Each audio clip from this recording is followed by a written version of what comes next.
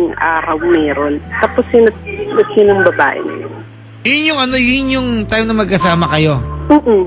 May iba naging miss call, di sinasagot kasi magkasama kayo. Tsaka hindi nakatago yung phone.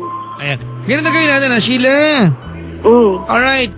Tinanong kita kanina, are you willing to go through anything and everything just to be with this person? You said yes. Na madaling sabi mga kaibigan in Tagalog, handa pong suungin at pagdaanan lahat ni Sheila, lahat ng pwede. At kakayanin ang lahat. Correct. Mai-survive lang ang relasyon na meron kayo. Correct. Kung yan ang paninindigan mo at sinabi niya sa'yo magbabago na siya nung November 26 na mahuli mo siya, wala dapat tanong dito. Kasi dapat, iba alam na natin yung maging ending nito na kayong dalawa ay magsasama pa rin naman. Papatawarin mo siya. Kasi yung beses Kung ano yung maingay? TV. Ha? TV. Baka pwedeng pakipatay po, naiingayan ng radyo ha, kaya naman. Wait, ako na lilipat.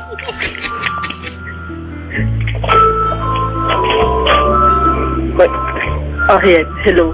Oo, salamat ho ha, pasensya na. Ano po?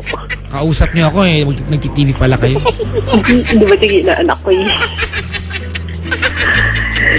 Kaya yun. Ayun po. Tapos eto late lang. Magka-text naman kami. Pero actually, bago ko siya, bago kami naging okay. Ikaw ba mahal pa kaya niya? Tinatanong ko naman siya eh. Ano sabi niya? Oo naman daw. May naman pa eh. Mahal ka niya. Ba't ginagawa niya to? Hindi ko alam. Ang reason Bisa niya kasi ang mga lalaki kahit na mahal nga naman kasi niloloko pa rin yung partner. Correct. Hindi kasi po, ang reason niya sa akin, kasi daw po, naghahanap lang daw po siya ng pampalipas oras. Huwag ka maniwala dyan. Yun nga eh. Kasi parang... Nagpapakamanyak lang yan. Correct. Bahanap ng ulo ka mo siya. Magkakapapalipas oras. Ano yun? Para saktan ka? Correct. Addict pala yan eh. Ayun nga po. Tapos sinabi ko sa kanya, sinorward ko dun sa friend ko. So sabi niya, kung siya nang board, ano pa daw ako? Kasi, kung gusto niya ng pampalipas oras, bakit hindi siya pagtuunan ng pansin kayo mag-ina niya? sa kanya? Hindi yung pamabae. Okay, ganito gawin natin, ano? Wala rin ng patutuhang iba maliban doon sa idea na magtitiis ka pa rin naman. Alright, sige, kung yan ang balak mong gawin, magtitiis ka pa rin, huwag na natin baguhin yan. Go ahead. Alright? Good luck na lang, Alex. Sana matiis mo. Kasi, kahit anong sabihin ko ngayon, naka-program ka na, napagdadaanan mo naman lahat ng dapat pagdaanan, para kung baka lang, one day, ma-realize niya, di ba, na talagang nakalaan siya sa'yo. Sana nga, dumating yung one day na yan. Hindi nga eh, sabi ko sa kanya. Saka ito pa. Ano pa? Dami?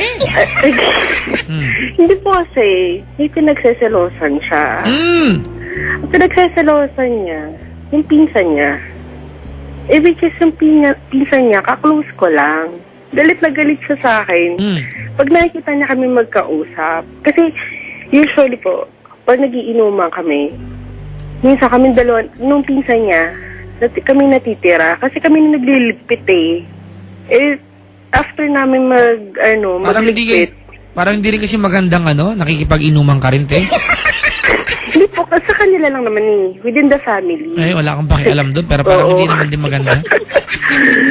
Yun nga po. Tapos nung one time, magka-text kami about sa pinsan niya. So, galit na galit siya sa akin na parang lagi daw kami inaabot minsan ng madaling araw. Tapos nagkukwentuhan lang kami. Tapos nagagalit siya. Tapos makita lang niya kami nag-uusap. Nagagalit kagad siya. Parang ang sama na tingin niya sa amin. Ganun yun, te. Kasi, okay, papaliwanag ko sa'yo, okay lang? Sige. Oo. Kasi meron na pala siyang kinaiiritahan, hindi naman sa itakwil mo bilang kaibigan o kamag-anak yung lalaki, pero kung naiirita asawa mo, baka gusto mo din makisama. Yun nga po. Kasi iniwasan ko na rin siya. Iniwasan rin sa akin, iniwasan ko rin siya. But minsan kasi, hindi lang talaga namin iniwasan na hindi kami mag-usap. Kasi nasa isang bahay kami. Sa bagay. Alright, ganito gawin natin. Kung nakikinig siya, anong pangalan niya?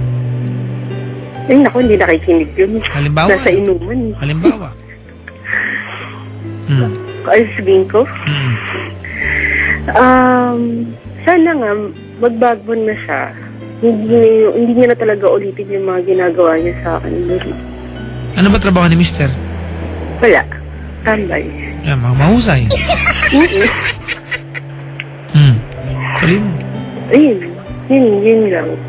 Saka sana nga, magka-work na rin siya. Tama.